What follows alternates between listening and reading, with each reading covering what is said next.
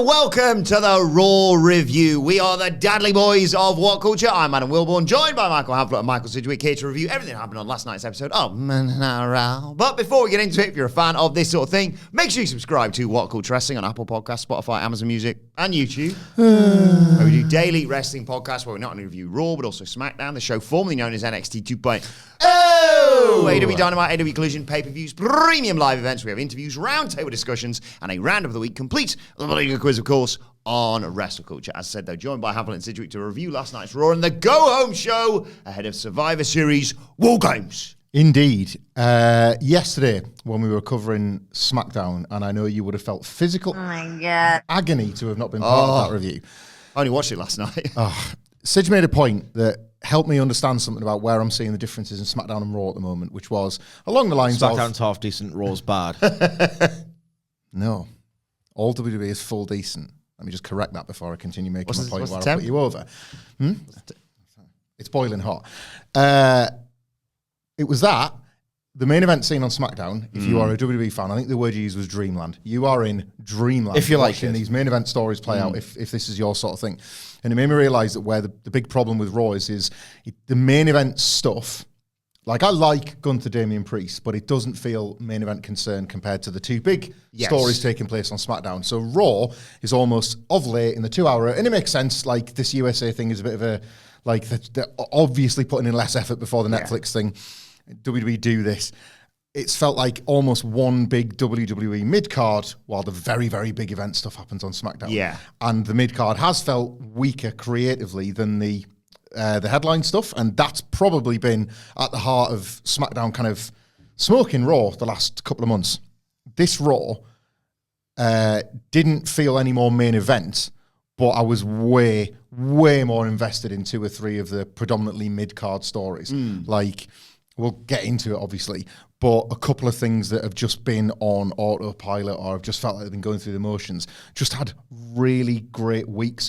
I would classify this less of a go-home for the Survivor Series. Developments, happened, but a go-home for next week's Raw in one specific one. Yes. I think this was a very, very good week for the stories that have otherwise just simply not been as hot as the big stuff playing out on SmackDown, and it was nice to sort of get that feeling again on Raw. Raw's been a bit like when you and I planned to go on a diet, but the week before we're like, well, we'll eat everything in the house then. They've sort of not really been trying, so when they do start trying... Well, like, realistically, my favourite thing on last week's Raw... I remember it. and the week before... Just an impulse reaction, I'm bored. And the week before was, and I know there's Imagine been remembering the week before last's Raw. There's been taped ones, which has been less than ideal, but like... Because the Bloodline stuff has overlapped across both shows, setting up War Games, it's been that. But that's this headline, years-long story that is basically treating Raw to a bit of itself. If you looked at this Raw roster, that's okay. That's all right. That's spinning its wheels. I just think all of those ones had a particularly good week this week.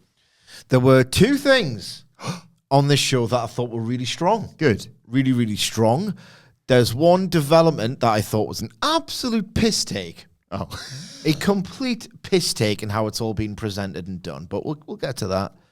We'll get to that. As we will also get to the Raw riddle. Oh God. I was too scared to do one yesterday. We opted out the Raw preview. I was too scared about the riddle. Monday scaries. Yeah. But let's dive into this week's Raw, which opened with the world champion being interviewed, well, sort of, he didn't really say anything, by Jackie Redmond, obviously facing Damian Priest on Saturday. They show a replay of Gunther getting his ass handed to him whilst trying to attack Damian Priest backstage last week. Jackie says, feels like we've seen a different side of you since you lost to Cody Rhodes. References Damian Priest claims that Gunther's confidence is slipping, and he tries to speak, but before he can, out comes Damian Priest, who asks Jackie Redmond to give her microphone to Gunther to see if he's grown a set since last week. Set up walls. Thanks for clarifying that. Actually, I needed to. Wasn't sure. Like, was he got doing some grape farming or what? He says. Priest does. We want people to believe that the old Gunther's back, but we both know that's not true. Your killer vibe is gone. You used to say whatever you wanted to anybody because you know they wouldn't dare make a move, but maybe the pressure of being champions got to you. I get it. I get the pressure. I want that title back, though. Look, you've got a lot of accomplishments in your career, but you're insecurities are because you've never had to face a problem like me. What's going to happen to the ring general when he loses to a guy from the streets? And Gunther goes to speak, but can't find the words, goes to leave, but it's obviously just a chance to sneak attack Damian Priest. He nails him with the mic. They brawl to the outside. Gunther clears the announce table, but Priest posts him and then hits a razor's edge, and the table explodes as Priest stands over Damian Priest with the World Heavyweight title. He's not going to win on Saturday. He's not. He's not. I've loved this. Yeah, they tried at least. This strong word. This has been creative. It's been interesting character development for Gunther. It's been the last stand for Damian Priest, the main eventer, but I found it a pretty entertaining one. And I will say that the intrigue levels for Gunther coming out of this story are way higher than I would have thought if you'd have presented to me on paper a month ago, Gunther versus Damian Priest. The rematch existed mostly because Damian Priest had that chat with Gunther before the Crown Jewel match where he was like, I'll be watching. And Gunther was like, yeah, you will. And I'll give you a rematch. I'm a fair man. And at that point, King of the Castle. And then everything since then. From that point to where we are now, I would class this as an unqualified success in terms of what Gunther does next. It's laying the foundations potentially for a Punk thing or whatever. It's done everything but sell you on Damian Priest winning the belt. So you cannot give it like a 10 out of 10. But I would say in terms of every other aspect of kind of what I like about watching WWE, I'd be saying like a 7 or an 8. Like, strong stuff for me. I don't think there's anything that they could have done genuinely for me to think, like to even bite on a 3 count. On 3 fall. On Saturday. If a 3 falls in the woods. I mean, Gunther's winning, so it's a bit of a waste of time. Do I admire the endeavour? Maybe not. Is this the reverse Mox Cassidy?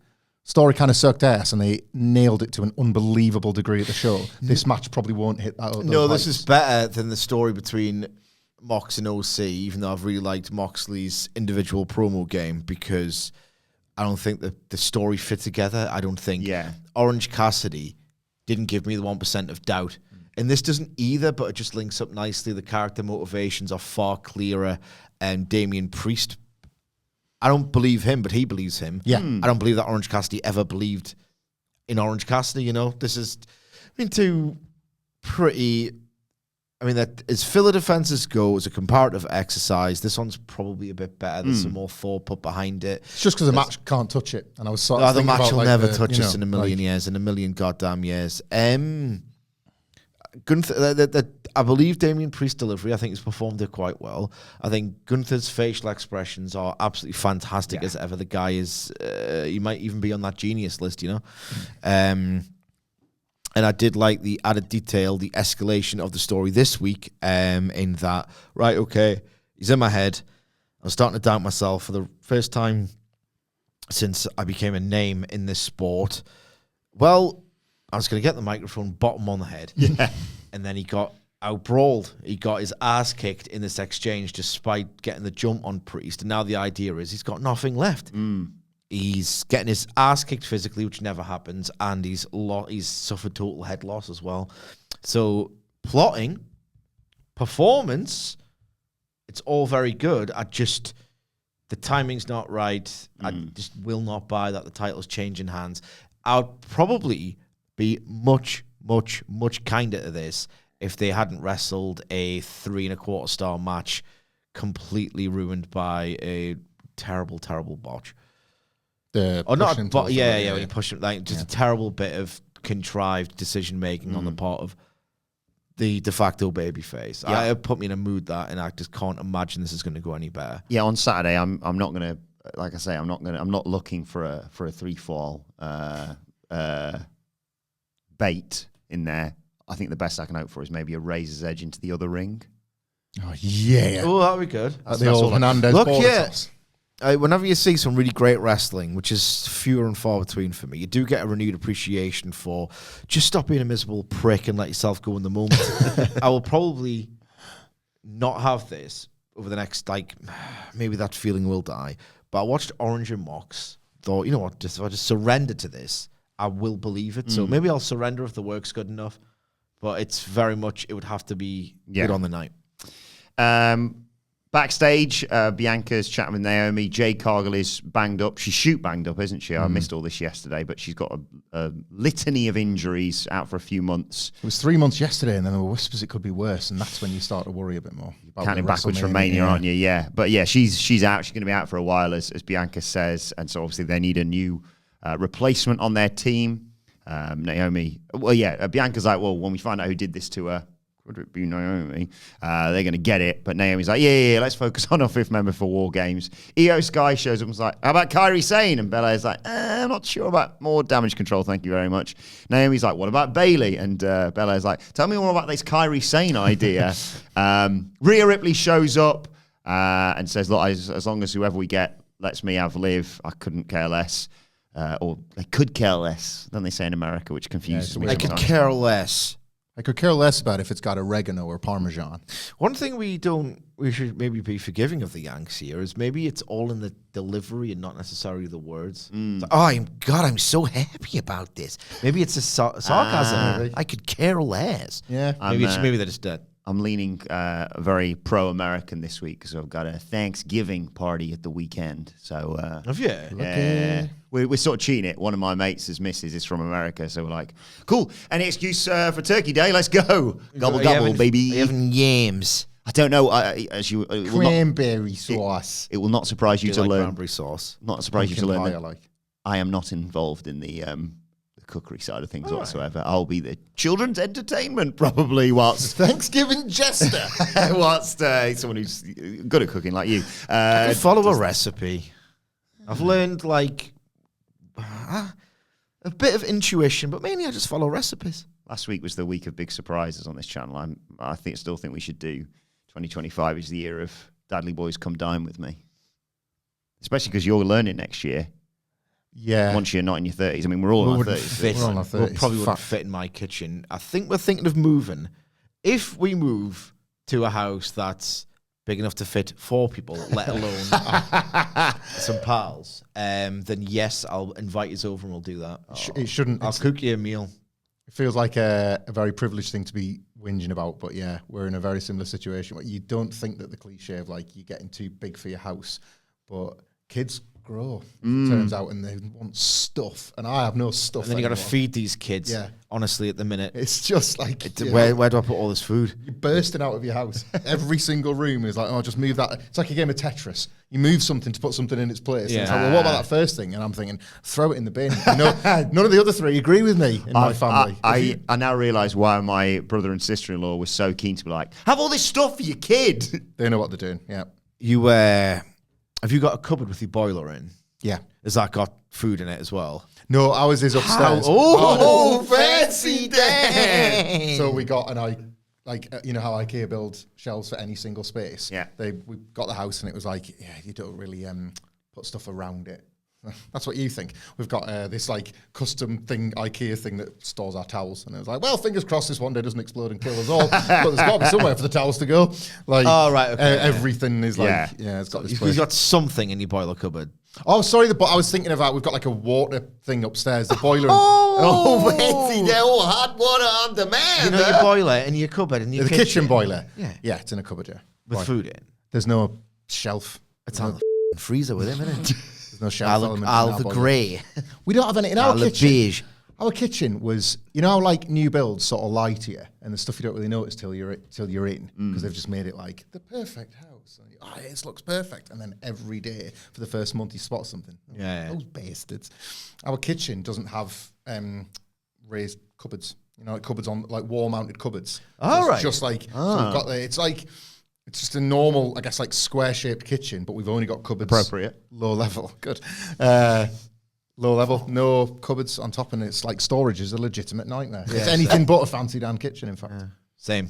I mean, we've got the proper we used to have in our first house, we had a galley kitchen, and it was tiny to what you couldn't, one person in at a time, but we had more cupboard space in it. Yeah. Different world. We've got our cupboards full of stuff, and then now everything on top of the cupboards as well. Our new build problem, and I noticed this on the day of moving in, as opposed to when you actually have a look at the house. I had to ring the people. It's like, fix this. Because, have you seen the Hurricane Neddy episode of The Simpsons? Yeah. when they try and rebuild his house. Oh, yeah. And, like, there's a tunnel that just leads to, like, a little tiny square where you can see someone's eye in it. Like, the space where the dishwasher is meant to go went, like, into a triangle. Sort of like, fix that now. Fix that right now. Triangle-shaped dishwasher. Do you want to go on those triangle-shaped dishwashers, please? Nah, it's like, well, what's the deal with this? Have we got any more surprises that we need to worry about? It's like, apprentice must have done this. So we'll get the master out and fix it. Our deal was after 2 years, like, that's it. We're never speaking to you again. So, like, 1 year and 11 months, we basically went round and, like, did a list of things in our house. And for, like, the next 3 months, we had people coming and fixing stuff. And it was, like, could have been stuff that was absolutely fine for the first year and a half. So, like, got 2 years. Get yourself around. Yeah. And it was just that one little way that you get to win on these bastards, because they will screw you. They will screw you, and they will talk cryptically around things that might be included in your house. Basically, I thought I was getting a shower, and I wasn't. So we had to pay extra on top of just getting a mortgage to get a shower in, and I played hell with a woman. So I never said that. We've not got a shower in our, like, main bathroom. We've got, like, one in, like, an sweet fancy, which if I had any ability, I would bulldoze the out of and get gone, by the way, because it is a waste of time. Like, don't be fooled walking around new builds by a fancy Dan ensuite. It's just better to have a straight up shoot bathroom with the wikes, with a shower, with a sink and everything, because now the kids want showers, and it's like, well, now they've got to come and wherever they want. Like, get the hell out of my life. Me in the room. Yeah. Get the hell out of the room. Yes. Anyway, Bianca says good leadership, because all Rhea wants to do is kill Liv Morgan, basically. But she's just going to put the team on her back and win the advantage whilst they figure out the fifth member for later. I've really enjoyed this. It's started from when they started doing the teasers of the quite subtle teasers of the breakup between Bianca and Jade. They were on a go slow, and then Jade's injured anyway, so now they've been given their delay by that, unfortunately. But pretty much since they were returning back to the Bayley annoyance from Bianca Belair on SmackDown, I've really enjoyed this character development for her. You saw it here with, like, a kind of a bit of an ego around the leadership of the team and who gets to make the decisions. There was a really nice, like, she sold it very well in the triple threat on SmackDown. Jade's, like, dead out there in the car park, but the bell, and then she elects to go, like, they're little. I hope she, like, keeps defending it with, like, Naomi or something going forward. There are actual nuanced character choices being made by somebody who is, like, de facto the top babyface of this division for as long as she wants, and the kind of, feels like they're being a bit more flexible with what that character can be, and I like that. It's a very low bar, isn't it, Sidge? But, like, it's just nice to have. Yeah, but it's nice to have someone like Bianca Belair who remembers, like, who has consistently said, look, Bayley's great and all that, but do you not remember what she did for, like... And she's not saying she's great and all that. She kind of is virtually intolerant until Bayley's, like, proven her worth over and over again. Yeah, it's one of Levesque's best accomplishments, really. Yeah. The continuity was a complete nightmare under Vince, superfied brain Vince. And he can draw on it. We thought it would be a huge problem, but... Yeah, because you honestly could have just done a great reset, couldn't you? Nobody would have even cared. Yeah. Like, pretend the last 20 years to start now. That was followed by the Tornado tag match. It was Julius. It's one of those. I think I want to dwell on that because it's rare. Sorry, no, I'm sorry for stepping on your dick. It's just rare, very rare that I get to praise WWE earnestly. So I might as well do it here and fit it in. They've used the worst years of Vince era creative, not merely to support the storytelling and as a bridge to everything. If you watched WWE, and people might do this through Netflix, and, Seth Rollins and Roman Reigns might share the ring and talk to each other, have a verbal spar, which they probably will at some point, and talk about what happened to them as the 2010s unfolded and progressed, and they could reference, in 2017, thought you had my back. When did they reform? 2018? Yeah, 2017. 2017, and you're a WWE fan, goes, that sounds awesome, that. I want to go to the origin point of this beef or whatever. They make it sound like it's been great all along. Yeah. And it was the worst. Yep. Go back and watch it. It's the absolute worst. It's the story of Triple H's career, isn't it? He's made it sound all great, and most of it was the worst. Yeah. And now he's applying that to like WWE's history. They've made the prior chapter seem like it was all important and mattered. Yeah, this when it could not have mattered less. They had a very good Hell in a Cell match that was set up by Bayley putting her face on the Thunderdome screens. Oh, yeah. Do you know what I mean? Yeah, I can simultaneously remember the positive element of that story and one of the worst things they did in the entire pandemic. And you're just like, that, like you remember when some people were like, "Oh, I missed those screens." There was a comment. There's a comment on the YouTube excerpt of that video, and someone, and they got likes, commented saying, "God, I'm going to miss it when fans come back because we won't get to see stuff like this." I can vividly remember the cringe sensation of the precise way in which Bayley delivered the word laughing, and then and then everyone. Yeah. Dark times. Tornado tag next. It was Creed brothers, Julius and Brutus versus the LWO, Rey Mysterio and Dragon Lee. LWO on offense early. But when Dragon Lee tried a double foot stomp off the top onto Brutus, Julius leapt up onto the top rope and hit a superplex. I need your help here because Brutus was still hung upside down, but he laughed at Dragon Lee. Nerd! After you know that, what's good for? Have you ever seen Day of the Dead? No. The original George Romero. Not a zombie guy.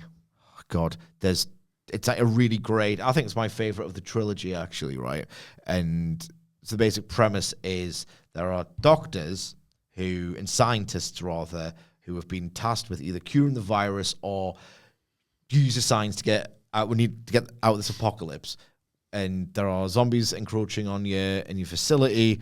And we'll hire some army people or like the remnants of army people to protect you. Then the army people are like, well, no, we're going to declare martial law. It's really interesting looking, really how this thing would go.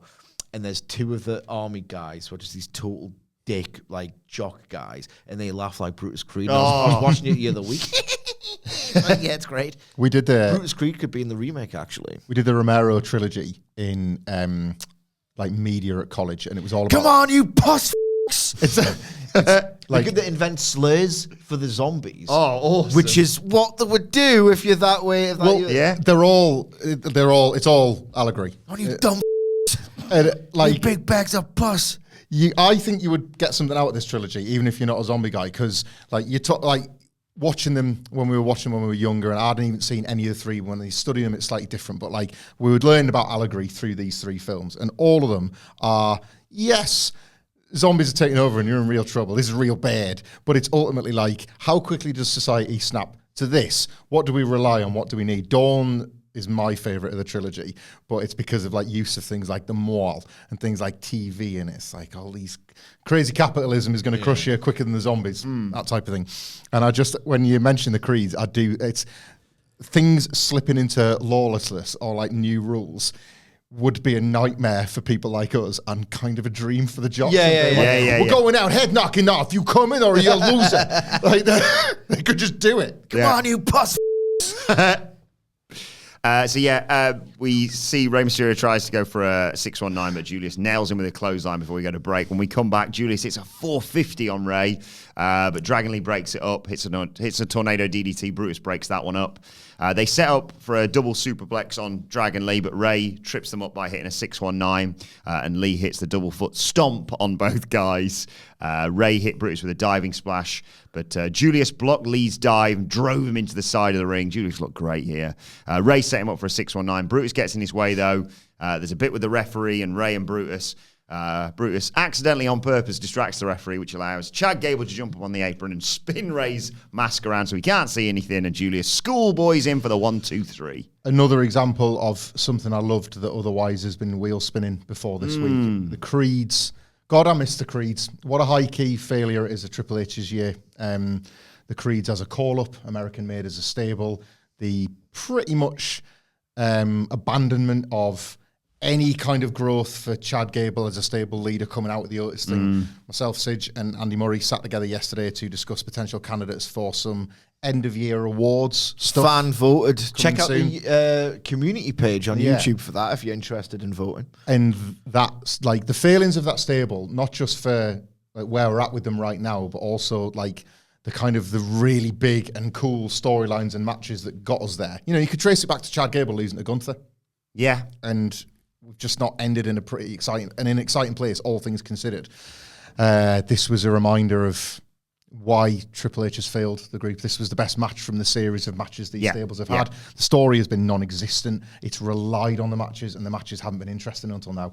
And this was the one. And why? It's because really let off the leash. The Creeds are just good to go. They'll go out there and they've got a very, very high floor when being the Creeds. And there's been so little of that this year. Your boy Julius. Well, I thought this was fine to good, nowhere near great. I was a bit let down by this. I just thought if you've got these, I know they've got that animal in them. I remember the cage match with Dyad. Oh my God. Oh my God. An NXT classic. Yeah. So I know they can harness this total intense machismo. I know they can fold it all together and link it all together so that you can get a spot like a one-arm powerbomb and it just looks like this amazing feat of strength. This felt a little bit softened. You know what I mean? I just felt like it was just a bit in order. There's just no sense of real chaos here at all. It's a tornado match. And there's no real wanton destruction. I don't know if you're going to do a tornado match. I thought this was a really almost polite approach to this genre. And I'll tell you what, I'm a huge fan of this, and I do think that there's an element of main rosterification which existed hugely under Vince. I still think it happens. I really do. I'm watching Julius with Ray, and some of it's good, like snatching him out of midair, monstering him around to an extent. The 450 looked great. And I know Ray's not the same animal, and he probably doesn't want to get thrown around quite as much as he did back in 2002, which is, 22 years ago? Jesus Christ. I mean, Julius Creed didn't look like Kurt Angle at SummerSlam 2002. No. Maybe that's an unfair comparison either way, because obviously Ray's not going to surrender his body. But you know what? Dragon Lee should for the love of the game. Yeah. I was saying this the other week, and I think this week was confirmation that WWE seemed to be settling on Braun Breaker as a babyface. So maybe the Creeds just had the report where they want to keep him as a tweener. Yeah, I don't like that myself, but I get it, I guess. But like, you should, I think, be able to judge wrestlers on their offense and make a call on that. If the fans are clamoring for a wrestler to be a heel or a face, that's different. But if you've kind of got the option to do whatever you want, and you still do with the Creeds, really, I'm not saying just abandon it outright, but sooner or later, maybe move them back to being baby faces. Maybe because the offense is very pleasing when they're splattering baddies, and maybe that's the key difference. I miss a Brutus ball, yeah. Well, like when they were doing mostly the same stuff, and of course, as a wrestler, you've kind of ideally got to be able to do both. But what we're watching just doesn't delight in the way that it did as baby faces. And these crowds are going. Me and Sid talked a lot yesterday about Full Gear being almost every match. You, the viewer at home, and the people in the building started like this. And it's like the booking has made me do this, and I want to be dragged in. Yeah, I don't think that's happening at WWE shows. I think people are ready to go, and then it's almost like if a match drags for even 2 minutes, that's when people go like that. And then you've not lost them, but then you've got to work to get them back. Yeah.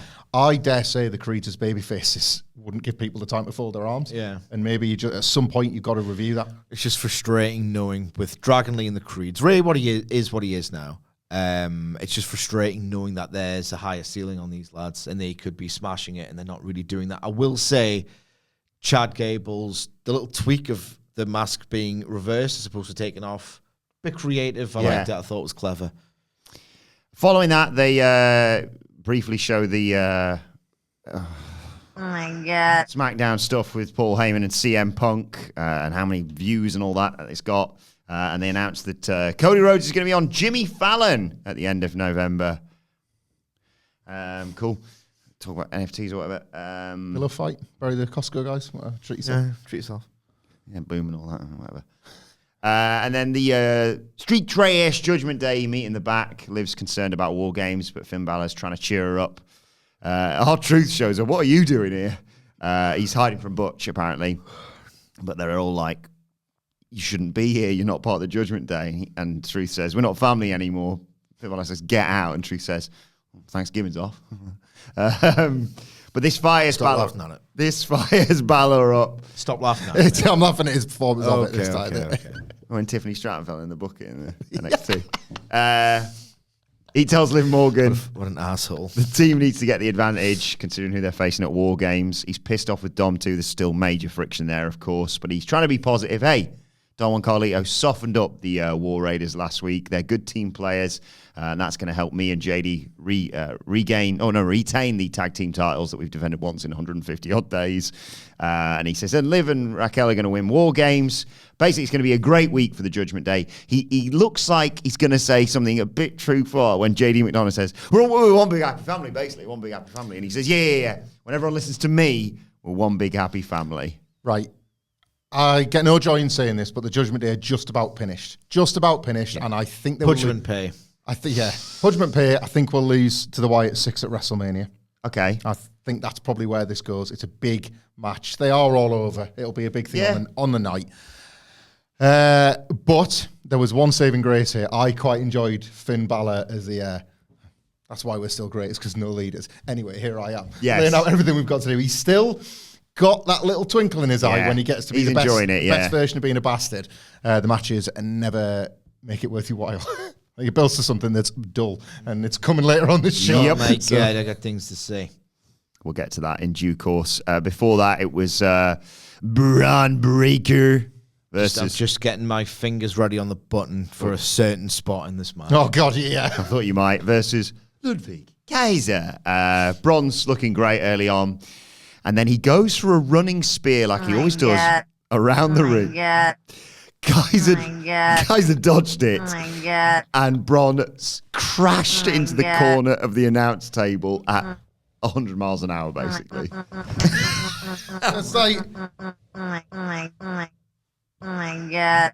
Your favourite thing about, like, God having told me to throw in a clothesline. What about throwing your entire body into the corner? This is absolutely incredible. Sorry, go on. I was just going to say, like, I remember it was quite a nice spot with it was Brock Finn, wasn't it? And it was the whole diverticulitis. Yeah. Oh, maybe that's the sort of glowing weak spot.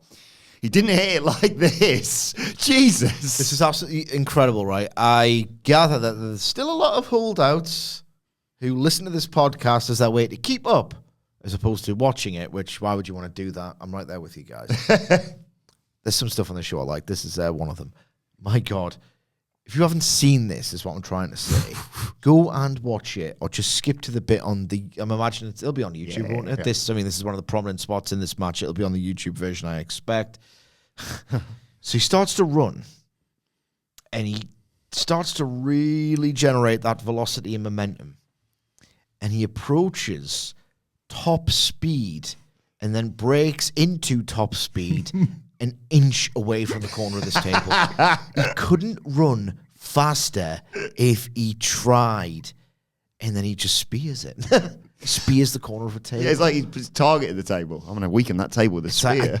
I'm not, maybe this is hyperbole. I don't really think it is. I don't know how it's humanly possible to not flinch at the last, to protect yourself. And I know wrestlers are trained different. These are people who can bump on their back, and it's just it's a reflex to them. They've trained their bodies to absorb this pain, but there's a level of protection. They don't bump on their coccyx. They do it across the top of the back to distribute the pain. They, tuck their chins. Mm-hmm. How do you run? How do you learn to run into a table? To paraphrase Jim Ross. It's not like he's got an ounce of fat on those abs or whatever it is. Yeah. But you are talking the corner, piercing your body the way he hit that. It made me think, in Friends when Joey wraps his full head in, what is it? The packing bubble wrap. Bubble wrap. And then Chandler's just punching him. Just punching his head like that. I wonder, is Braun Breaker put something in there? Well, let's just test this. Like the old Bret Hart chest plate. Just something that's I can go as hard as I want, mate. Because fearless would be the word in which he approaches a thing that could go boop. CM Punk is still going to do that one of these days in a feud against Braun Breaker, which he's already teased. I'm just telling you now, he's going to do that, and everyone's going to think it's genius. Well, it's my idea. I'm telling you about it now. On the 26th of November. It's just, and the match kept going, by the way. He didn't die from this. I think that was a break spot, understandably. The crowd are behind Braun when we come back, though. He hits that super Frankensteiner of his. Goes for a spear. Kaiser hits an enziguri. Leaves the ring. He's going to do that thing where he kicks him into the steps, but as he's setting up to run around, he can see in the background, here comes Sheamus. He attacks. DQ. Post-match, Braun confronts Sheamus. Officials try and separate them. They take swings at each other. We go to a break. We come back. They're still fighting, all three of them, to which pissed off Postman Pierce comes out and announces a triple threat match for Survivor Series. There's too many P's, that, mate. Sorry. I had no more interest in Sheamus versus Ludwig Kaiser. I know it's for some people, it's just not really for me. But Bron Breakker's completely reignited that. I think he is... I'm just going to say I think Bron Breakker is awesome. And the only time I don't feel that is when he's kind of a victim of the fact that often you have to wrestle nearly 52 weeks a year. He does not have perfect performances every week, but I can probably think of like 10 times this year where we've just all sat in marveling at something he's done. This was the week. He's one of my favorite wrestlers, and I will trust that this is going to be an incredible week rather than a simply okay one. I love Bron Breakker. He's one of those wrestlers, isn't he? A bit like, very different, but I think we talked about Commander ages ago of like, you really want to be there in attendance just to see that sort of thing happen. Oh my God, I love to see Bron Breakker do his stuff live. The sound of the ropes when he was in that Wolf Dogs tag at Stand and Deliver. And he moved the ring. I don't know if they were micing it a certain way to gimmick it, Yeah. but you could hear like the sort of the buckles, like you could hear that metal noise, Like the screws were crying out, loosening. like Yeah. they were crying. It was amazing. I think They were somebody selling. Moved, didn't it? I've not missed it. They I've not looked forgotten at the that, clip because the ring shifted a little bit, Yeah. and you're thinking like, well, obviously for safety they can't have gimmicked the ring that way, but then all you could hear after that was like metal clanging into things. And it was like, hey, just run, and I'll watch you. The like, ring was selling for him, man. Yeah. I cannot believe this match didn't piss me off because as soon as it was announced, I was like, well, Ludwig Kaiser's going to... no, the other interference is going to happen. Sheamus, yeah. Yeah. So that's a finish then. Let's mindlessly watch it. I was still really absorbed. Really absorbed into this. Good. I like Should that. have hated it. It's a good match for... Principally, I do. Good match for a Survivor Series card, as we often mention, that the other matches are kind of secondary to the War Game stuff. Plus, 2 rings for Bron Breakker now. Oh my God, he can do a longer run. yes. What's he going to do? Following that, they an even longer recap of what happened with Oh my God. Bloodline Punk, Paul Heyman. I love that bit where it was, this isn't about you and me. This is about him. He's my wise man. We'll see. Oh my Oh, God. cool, yeah. Well, I guess we're printing money again. The poses where Punk's doing that. So The timing on the spear. good. You've talked about it all yesterday. I'll not go. I'll talk about it again on Friday, probably. Anyway, following that, there's an interview. Kathy Kelly's there with all the Usos, Jay, Jimmy, and Sammy. Zayn admits that they are shocked at Heyman's announcement of CM Punk. Never imagined he'd be partnering with CM Punk. Not the only one, Sammy. But he says CM Punk's a complicated guy.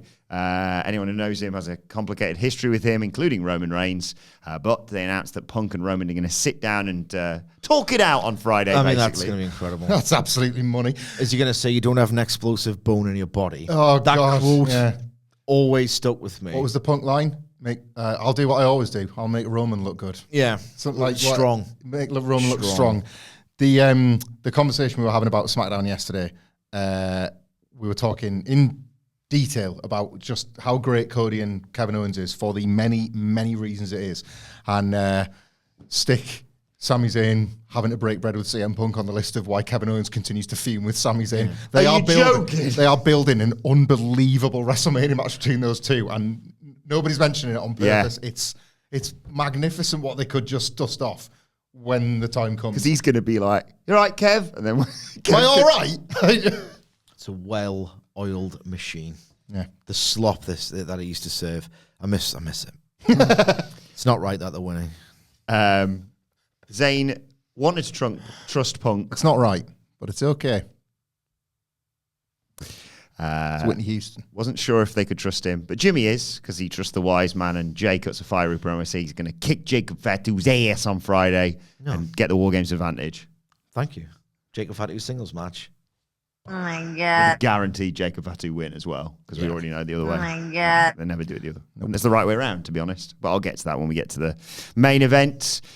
Because now we've got to talk about the tag title match. It's the War Raiders versus Finn Balor and JD McDonough. I could tell the story they were trying to tell. Eric's previously injured neck, so there's like McDonough hits him with a neck breaker.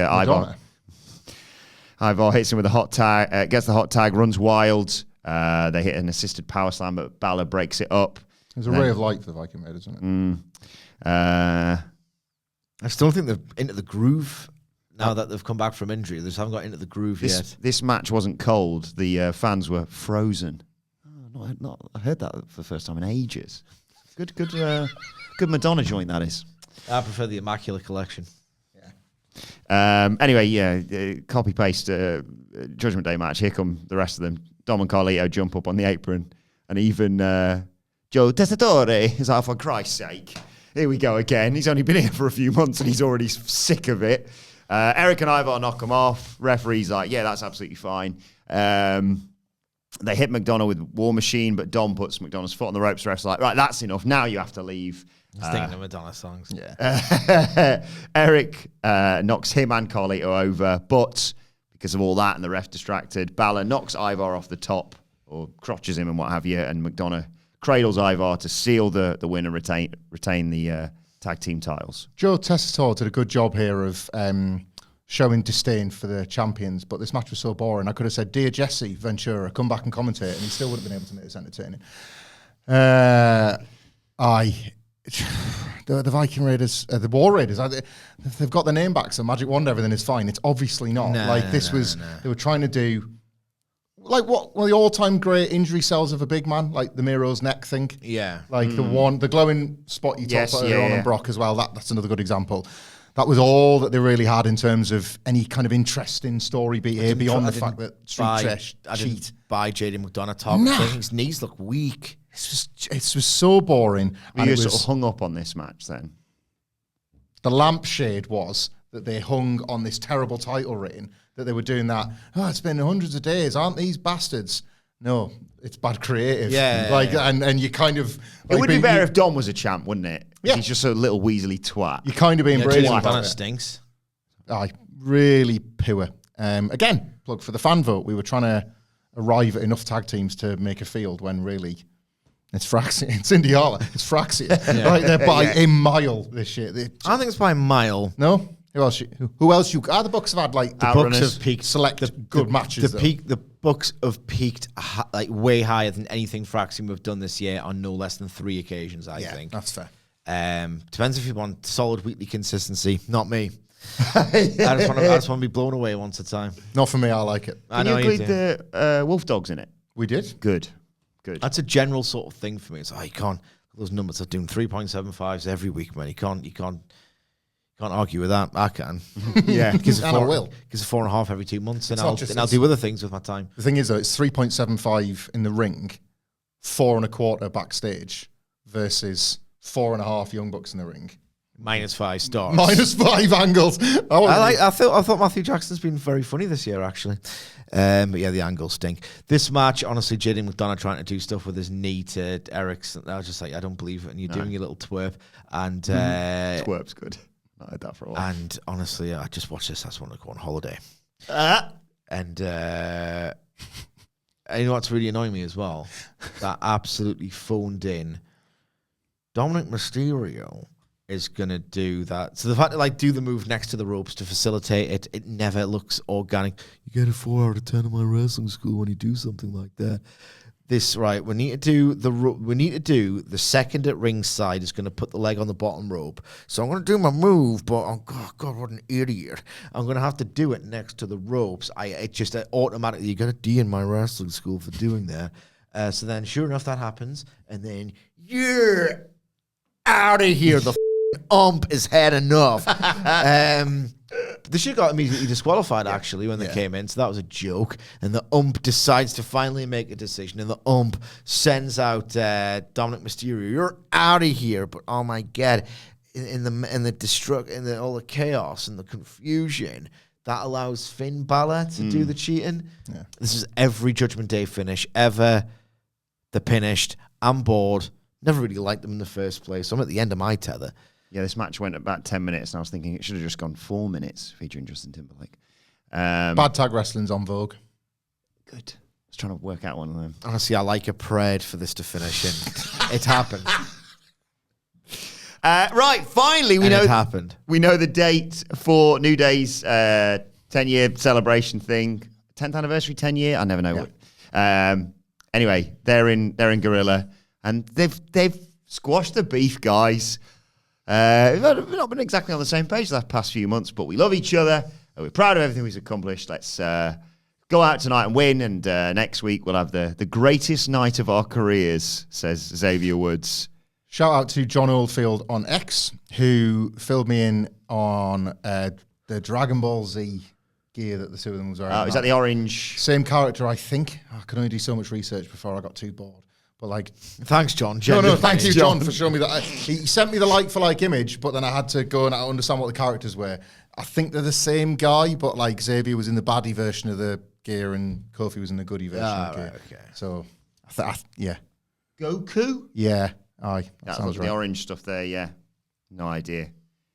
If you like that sort of thing, What Culture Gaming probably talk about it or something. Yeah. It's a different thing. Yeah, but they're all like nerd stuff anyway. They're cool wrestling stuff. That's correct. Before they have the match, though, It's a TV program.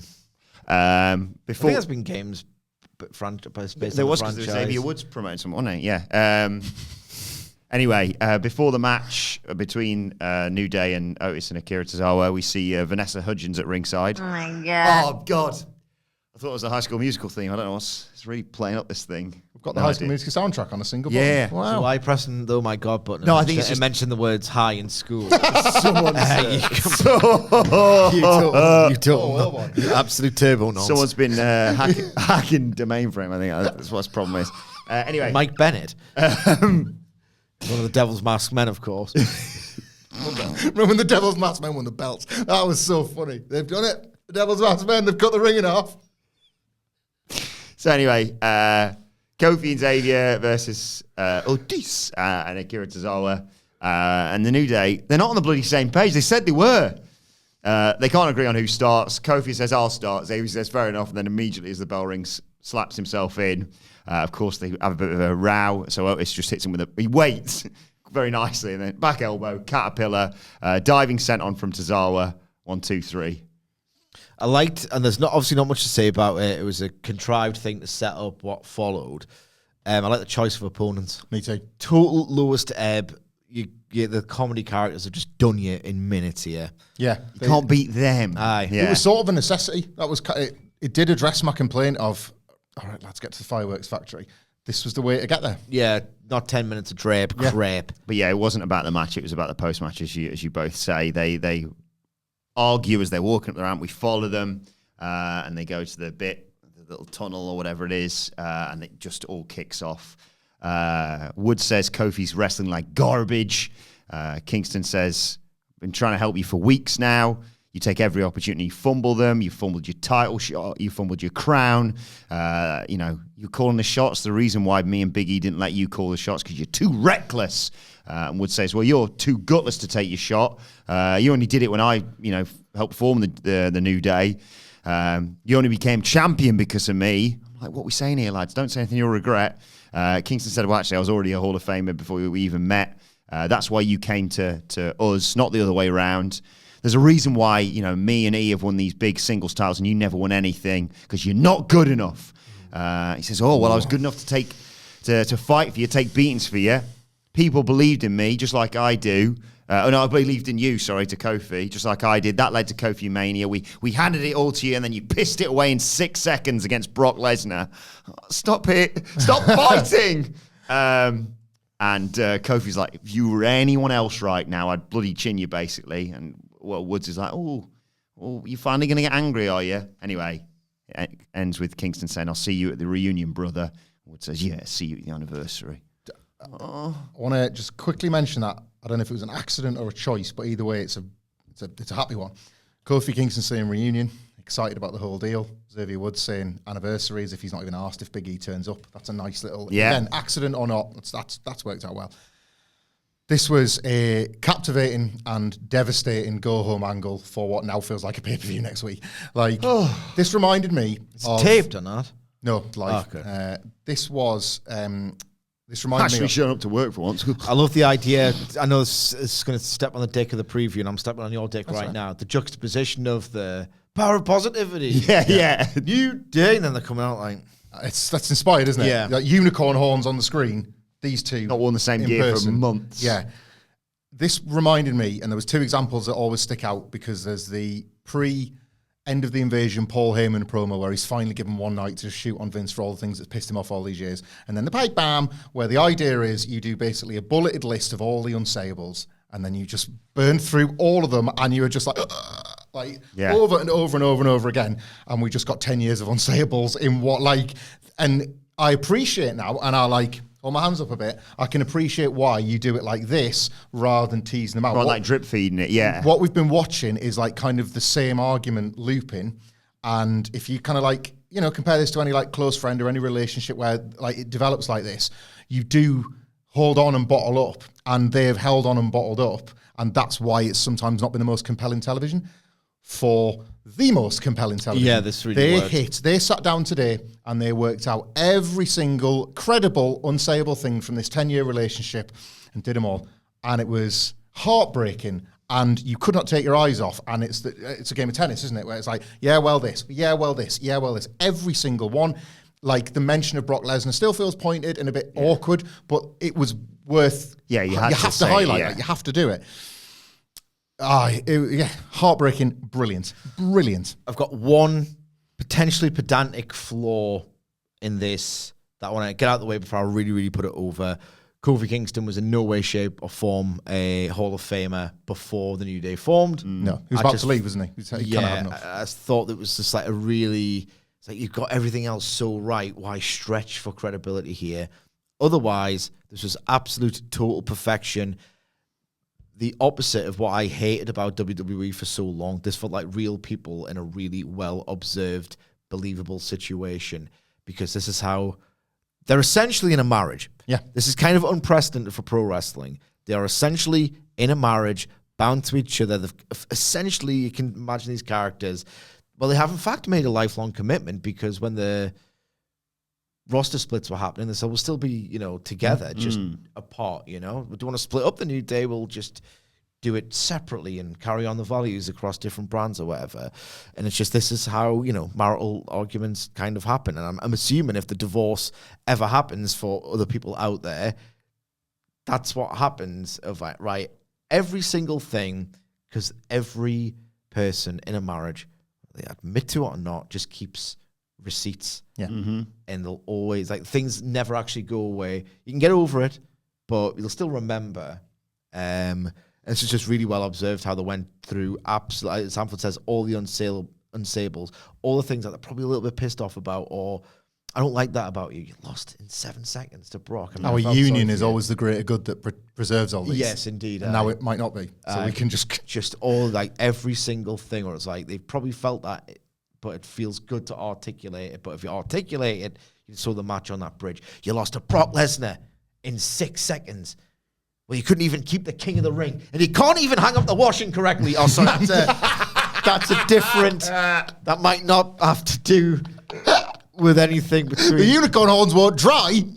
Yeah, that might not be the New Day thing. That might be something else. I'll just say that. What is? It's time to play the game!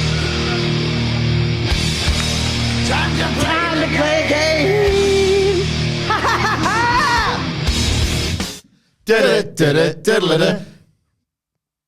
What's the receipt? I don't know how to do a jingle.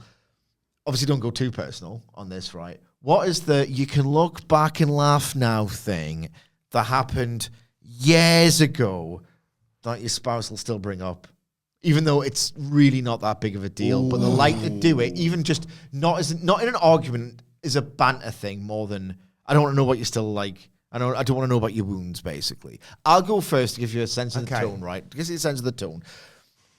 I really annoyed my wife at the time by doing this. And she'll bring it up, not like during an argument like this, but just as I remember when you did that, dickhead. So, yeah, I'm sorry. Just when she wants to win something. It's 2014, September. We are celebrating our 1 year anniversary, okay. Now, September 2014, so we go down to London for it. We go and see, what's the Mormons one? The Book of Mormon. We'll go and see the Book of Mormon, the stage production. We'll go for a nice, like, slap-up meal and just go and sightseeing. Just spend a nice little weekend in London, right? This is September 2014. Now, I don't know if you're aware of what happens in September 2014. Newcastle United don't have the best start of the season. Oh, I remember this story. Newcastle United don't have the best start to the season. Keep talking.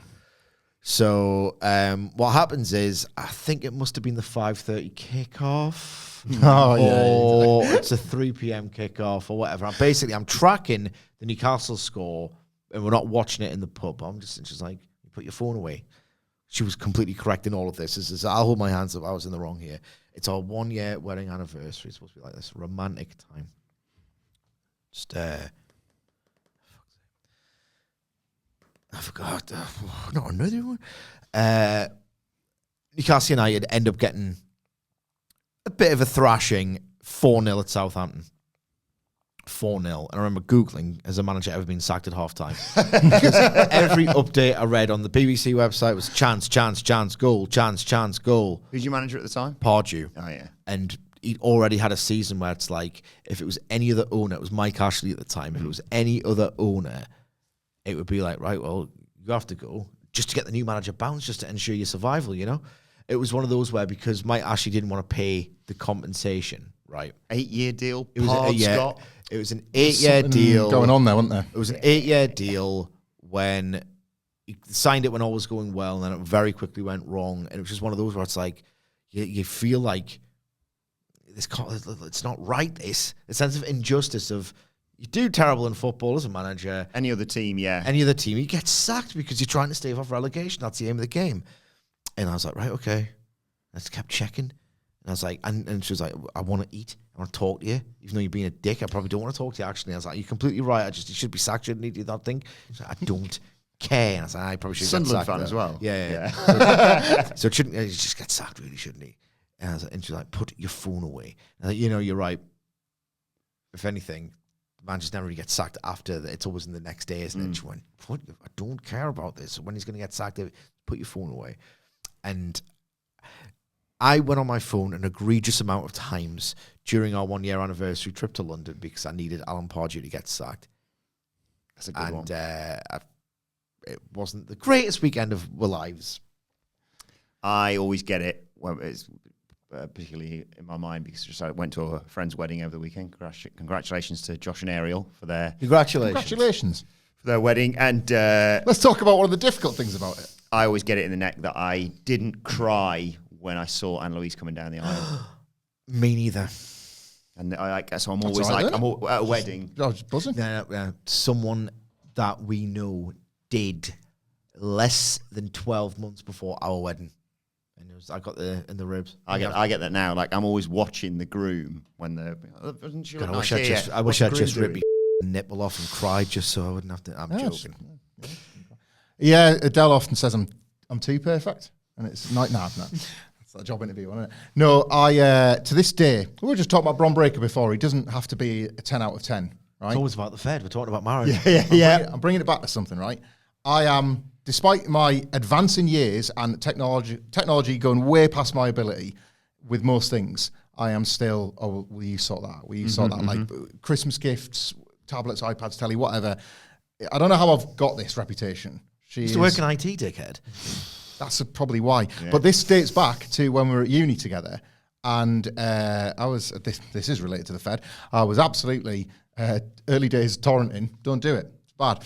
Early days torrenting, and got myself an old virus ski, and it was on a USB that had like some uni work on or something. And I needed this thing off. I'm saying uni work. It was probably more Fed, but I needed something off the USB stick. And she was like, "Well, is that not just going to corrupt my laptop if you put it in?" Oh, no. I was like, no, you stupid idiot. The virus is definitely just on the laptop. It cannot possibly travel. I killed virus. I've killed two laptops. It's called the virus. I've killed the second laptop. There must be something wrong with your laptop. Can I use your housemate's laptop, actually? And it's a trap. Oh, Jesus. It's a trap because 20, maybe, nearly 20 years later, 70 years and years and years later, to this day, it's like, oh, yeah, well, you sort that thing. Yeah, I'll do it. Like, just get it done. Yeah, I'll do it. It's fine. It's going to be easy. Oh, like, easy like the time that, like, it was easy to transfer that uni work over. And I still get that one now. She remembers. Memory wife.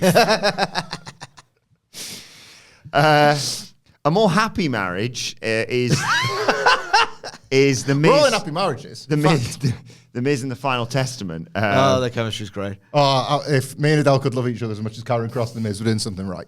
I love you. You're the man. You're the man. I love you. So Miz is panicking. I've just seen the Wyatts. Karen's like, calm down, dear.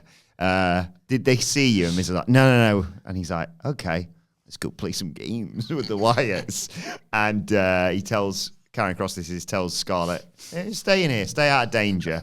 And they leave. AOP are like, come on. No, because Miz says, yeah, I should probably stay behind too. Yeah. Should stay behind too. Then Karen Cross is like, yeah, fine, go on then. And then he walks off. Then the Miz is like, phew. And then AOP's going, oh, you come with us, you idiot. I love this act. This is excellent. This is excellent. So Scarlett starts checking her makeup or whatever in the mirror, and we see Nikki Cross is standing there behind her. And after a break, And there's like a jump edit which ruins it. I think there's a break, and they've in the break apparently been looking for the Whites, couldn't find them. They bump into Pete Dunne, who's looking for truth or whatever. I don't care. But Miz says, "Can you beat up Truth on my behalf, please?" The Wyatts are finished now, but it's okay because Final Testament are more started than ever. So we're okay. Like, I'm kind of taking this as a score draw because I cannot wait for these segments each week. And Miz goes to just walk back into the locker room, and Karen's like, knock. And they go in, and Scarlett's freaking out. She attacks. Get away from me! So it's Carrion. And he says, all right, who did this? And of course she says, Nikki Cross. And written on the mirror in red lipstick, it says, everyone has something to lose.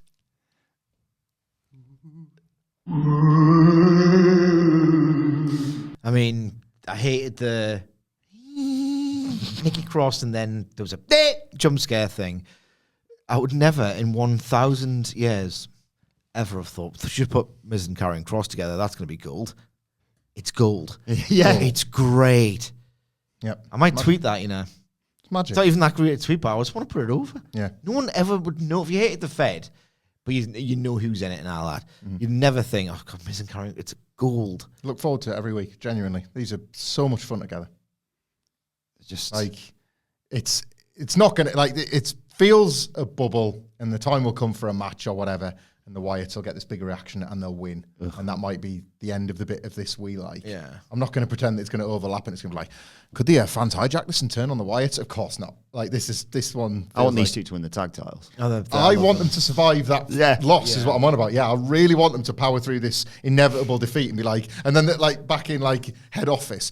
Right, what next for Karen Cross and The Miz? Now we're done with the Wyatts. I just would look, I guess Karen Cross, as we've talked about on many occasions, is pattern now. He's great. I want him to do the Lonely Island thing. And that's why Final Testament have got a tag title shot. Me and The Miz and AOP are there like, are you kidding me? So they're doing the thing, this is the third week, at least the second, but I think it happened the week before that as well, where they've done this immediately after the worst of the New Day's breakup, and it's Karen Cross basically. See? Yeah. I got him in the end. I love that he can just claim that as another victim. What's the one that was corrupting people? Was it Bray Wyatt? It was corrupting people, and then people were like, yeah, look, you see, Braun Strowman's dancing now or something. No, it was a because bit of a stretch. It was the whole The Fiend changes people. That was it, yeah. Sidge pointed out, well, he didn't look that changed when he was dancing on SmackDown. Yeah. Yeah. Karen Cross is claiming it, but it's in this sort of like really insincere, like another win for the good guys way that he can make it work for him. If, I'm just trying to like piece this all together, if when they've lost to the Wyatts and the Wyatts are moving on to the Judgment Day, Karen Cross could be like, we sent the Wyatts towards the Judgment Day. And then that's how they like win the tag belts or something as baby faces. Karen Cross be like, this has been my plan all along. When we took that defeat, we knew it was the Judgment Day that were in trouble next. Always playing that game. But like Malachi Black, but fun. Yeah. It was a slightly scary segment, but not quite as scary as the Raw Riddle. God, that Raw Riddle gives me the creeps. We didn't have the chance to do it on the Raw preview yesterday, so it's going to be a bit on the spot for testing your noggin with this. Why don't I tell you at the end? Oh, yeah, let's circle back to this. No, do it now. Yeah, but I mean the answer. The answer at the end, that's the whole point, it's retention. So the Raw Riddle. The point is answering the riddle, Sidge. The Raw Riddle is, I am always hungry and will die if not fed, but whatever I touch will soon turn red. What am I? Say it again, please. I am always hungry and will die if not fed. A wrestler. But whatever I touch will soon turn red. What am I? More on that in a bit. Following all this, they air a clip that I just thought I'd missed, but I think this was on the bit before Raw came on the air, but then they just condensed it down here. Of Postman Pearce making the announcement of the Women's IC title. White strap, same plates. Belt looks gorgeous. There's a blue on there, isn't there? Yeah. He's going to have a tournament starting next week to crown a new champion. No names announced yet, though. No surprise after the women's US title obviously was announced recently. I've got thoughts on this, but I want to tie them into something that happened at the end of the show. Okay. I still broadly don't support it. This tournament has offered actually 2 surprisingly decent matches so far. This US one on SmackDown. But the three-way matches actually is what they've been doing. You've seen this before with Triple H, but he's doing 3 people in a match. Yeah. More belts are never good. Got to learn and respect history in that regard. It never ends well, and they're just throwing more belts at a problem as a quick fix. But we've been through this. Why can't the women have the same amount of the titles as the men? Yeah, totally. You sexist pig. I totally agree with having the same number of belts, so take some off the men. Yeah, okay. That's the answer. Juice. The Raw Tag Team titles for one. Yep. Yep. A little swapski there. Needs something for the family to win when they arrive on the main roster, though. I thought they were going to do Win the women's. SmackDown ones, which can just be the cross-brand titles. Yeah, that's probably better. Just the WWE Tag Team titles, mate. When women's trios felt like inevitable. Yeah. There's that many trios all of a sudden. And it's just, sod you. Then they'd have to have a second match. We get a video promo by Solo Sikoa pushing Friday and War Games advantage. He's impressed by Roman Reigns scoring CM Punk, but that's the last thing that they're getting basically. On SmackDown, Jacob Fatu's going to smash Jey Uso for the War Games advantage. Good. Main event time? Just about before that, meets with Candice LeRae, Liv Morgan, Raquel Rodriguez, and Tina Stratton. And they're full of beans, obviously. The other team have only got 4 people. And Nia Jax is going to squash Bianca Belair and take them down to 3, basically. How many times do they have to do this device across War Games, by the way? You've only got 4. Amazing. You know what I mean? Like, they've done it twice in each. They've done it once in each match, and now they've done it for a second time with the women's. Do we maybe there won't be a fifth. Suck. Dinosaur, mate. Dinosaur, mate. Dinosaur, mate.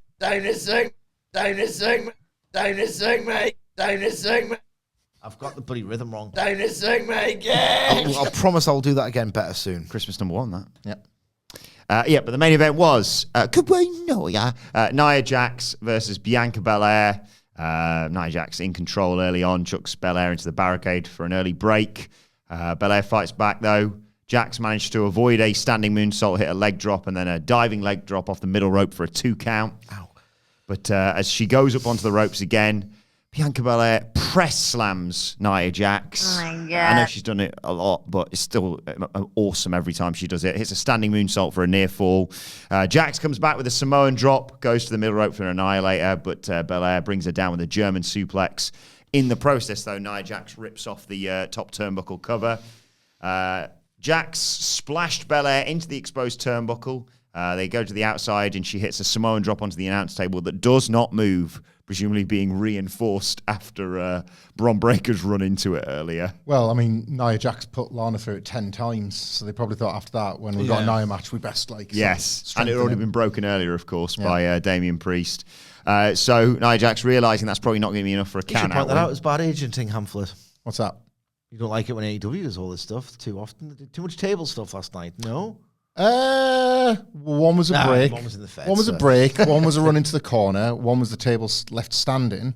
And all 3 were on Monday Night Raw. Yeah. So I think when you lay it all out like that, you realise why it's different. They were such an asshole. Setting the table for War Games, if anything. Do you know what? That's nice. That is nice.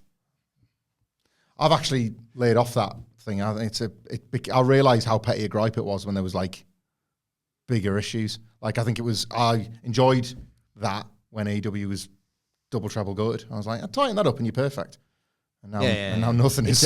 Genuinely, that sounds like I'm being flippant, but I think I mean that. No, like I don't spot it as much anymore. It's like I remember early in the review where something would happen that had become so just normalized as being bad. I would describe them as winnets.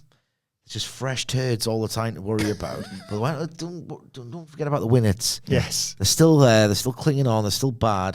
Just because they've been there a long time doesn't mean they don't stink. It's a great word about an awful thing. Winnet. Better than the American word, which gives you the... Oh, God, I hate this word. Dingleberries. Anyway, Nia Jax realizes... Profanosaurus one as well, Clagnuts. Nia Jax realizes that the table spot's not going to be enough to get the count-out win, so she sends Belair into the steel steps, jumps up on the middle rope to celebrate. How comes Bayley just trips her? And Bianca Belair's like, oh, I'll take this. Hits a 450 splash. 1, 2, 3. The baby faces get the advantage for War Games, which is not ideal. But in terms of if I had to pick which match got which advantage for which babyface, I think it was preferable this one to be perfect honest, because you can argue, well, they've got Raquel and they've got Nia to come in, so they've got like people who can handle the sort of numbers disadvantage, and the OG bloodline being on the losing or the losing side works far better. But yeah, not ideal regardless. But yeah, there's a little moment post match where Bianca Belair is thinking regarding Bayley. Wait a second. Hey. Are you? Hey. You all right? Are you all right? Question mark. Are you all right? Sorry, I forgot what he said. You all right? All right. The Nia Jax has entertaining TV matches. Tour continues. I think she is a spot-on WWE TV wrestler. Nothing will ever trouble match of the week, let alone match of the year conversation. She had match of the year at the start of this year. It was the first 3 match. days, It was the first match. Yeah. Thank you. It was her and Becky, I think. But to that point, Apparently, I never watched it. I was off. I did not need to do it. to that point, it is what she has been good at for most of this year. There are like some very entertaining. She had some stinkers as well. Yeah, Let's be fair, mate. a couple, but there's more. I've got happy memories of Nia Jax. This is more class, than though. I nightmares, really like this. Like, I think there's a lot of like broad crowd pleasing stuff in Nia Jax matches now that make me genuinely look forward to them. She knows how to use her physical dominance way more than she ever did in her first run, ever. It's astonishing, the difference, quite honestly. And then in the meantime, safer. And she gives so much of herself away for wrestlers. It's not just Bianca Belair who can, but we've seen her do it with other wrestlers as well. There was once a time when Lyra Valkyria was getting pushed and she did it for her. Like that doesn't happen anymore. We all know that ended, though. Oh my God. She helped, like, Mia Yim get a little bit over while she was going over. There has been examples this year in these TV matches where Nia Jax has genuinely offered something very positive to the division, and that was the case here. Good story stuff with Bianca and Bayley. Like, in spite of like that daft thing with War Games where you've got two, so you have to do different. You don't. No. Nobody ever said that, and yet he does it every year anyway. Every year without fail. Both heels can win. It is fine. It's better. We should make a triangular wheel. Do you know what I mean? So yeah, but he insists on it, so you kind of knew where this was going, but I say, like, box ticker sounds like a negative, but like I treat that as a positive in this case. It had a lot of boxes to tick, and it ticked them really well. I thought this was better than that. I think I might have even been higher. This match really, really impressed me. Not only were the Bianca feats of strength really, really good, the struggle to actually execute them, really well done. The connective tissue here was very strong. What I loved about it most, and like I love it when they find a way to get Bianca's hair involved in an organic way, is when the more it started to feel like Bianca Belair could actually topple this giant, kill that Goliath, that's when Nia started to get really mean. Get that hair, get that braid, using it to just launch her into the ring steps. Like, right, the gloves are off now. You think you're bringing a fight to me? Like really strong heel work. You're trying to fight back at me. I'm actually pissed off. Heels should be pissed off. Yeah. And reveling in, like, should either be really pissed off when the babyface has the goal to fight back, or they should start just love being a prick. Nia Jax is honestly 100 times better as a heel than Jack Perry. Yeah. You know what I mean? Oh, yeah. Not even close. Do you know what I mean? Like, she gets it. She actually gets it. The facial expressions. I think Nia Jax genuinely is really quite underrated. Like, I think really quite underrated. I think that's why I'm forgetting the stinkers, because it's my biggest thing at the moment. The Bayley match stunk. Yeah, wrestle Just like been better more often than not. wrestle like the person you are. I think and Nia Jax think- has done that for the duration of this run. Really, I think she's way better on TV than PLE for whatever reason, but Yeah. she just totally gets that. Get that braid over. How dare you step up to me? She's great. I think maybe with Nia Jax, it's a case of she makes lower stakes feel higher and isn't so great in the actual Yeah, high that's stakes. good. Yeah, the that's Bailey fair. SummerSlam match was a bit of a flop. Total Turkarino there. The Bad Blood one, the Turkarino City. Bad Blood was Turkarino Jones. serious Turkarino. Who but- resides from Turkarino City. I will say, I'm going to have my pitch now. Hamflet, in order for me to let this bitching loose, I don't know what I'm talking about. I'm really hungry at this point. You need to remind me of my War Games law. Is it fair to say that whenever they've done the men's and women's War Games matches on the same shoe, is it 100% the women get the babyface's advantage? Or is it more often than not? Yeah, it's very more often than not. I think the it's, women... It's bollocks. Yeah. Because what you're doing to make the men's match better, Yep. to make the men's match better and make more sense, you are, because of this weird self-imposed rule that doesn't have to happen, oh, well, we can't have both matches make sense. We'll have to have one match make no sense. Yeah. It's the extra hurdle being set up, as it often is for the women. The women get screwed with the wrong structure, like the completely opposite of how it should work. Fair play to them because they've actually managed to make it work, like in spite of itself, a couple of times. I think anyway. This should be more disastrous and farcical than they are, but I think the work and the creativity goes a long way towards making it a flawed good match. The fact that they did that yet again on this night's show, by virtue of having Bianca Belair beat Nia Jax, on the same show where they can't even fit time to introduce the new women's Intercontinental title as well. Live. It's always earlier the night. Adam Pearce did this so we can just edit around it and just toss it out on the program without taking too much time.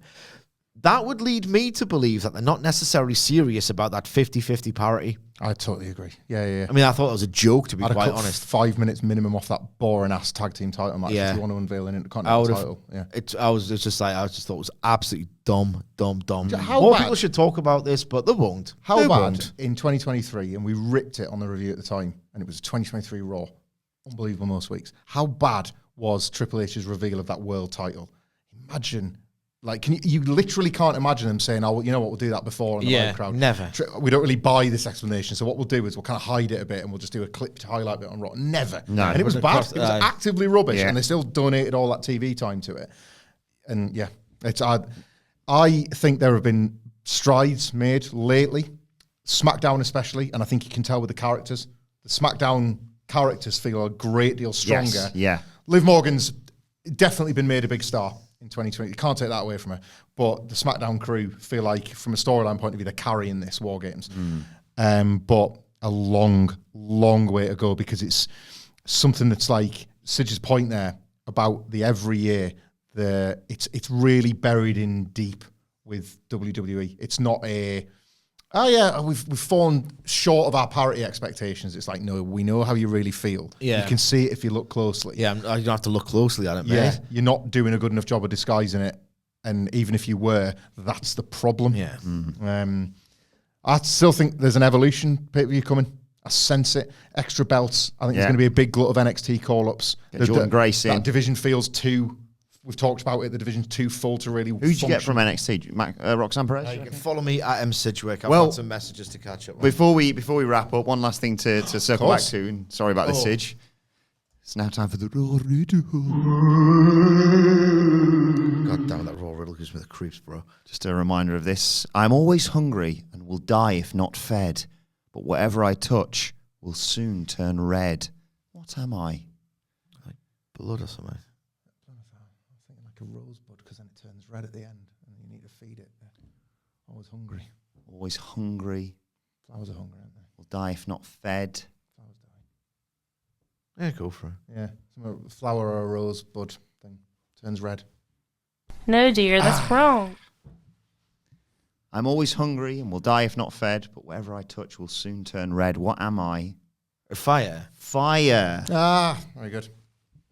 So looks like the Raw Riddle has bested you too. Well, no, not really though, because they can level things to ash. That's grey. It's not as bad as what was on last week. Because like, if you're human skin, yeah, it's going to turn red. But then eventually it'll go like black and charred. Yeah. And then, if it's another material, like, wood, it would turn to grey ash. Could be worse. Could be a stapler, couldn't it? So. Oh, yeah, it's like a stapler was cutting a Malachi Black promo. Like, oh, dear, I'm afraid by being a stapler, I've controlled your fate. Yes. I've crushed your dreams. Paper. Anyway, right, let us know your thoughts on Raw in the comment section or on X at WhatCulture WWE. Watch, they can follow all three of us. Follow Michael Hamflet at Michael Hamflet. Follow Michael Sidgwick at M. Sidgwick. Follow me at Adam Wilborn. Follow us all at WhatCulture WWE. As I said, make sure you subscribe to WhatCulture Wrestling, wherever you get your podcast from, for daily wrestling podcasts. We'll be back later on today to preview NXT, but for now, this has been the Raw review. My thanks to Hamflet Sidgwick. Thank you for joining us, and we will see you soon.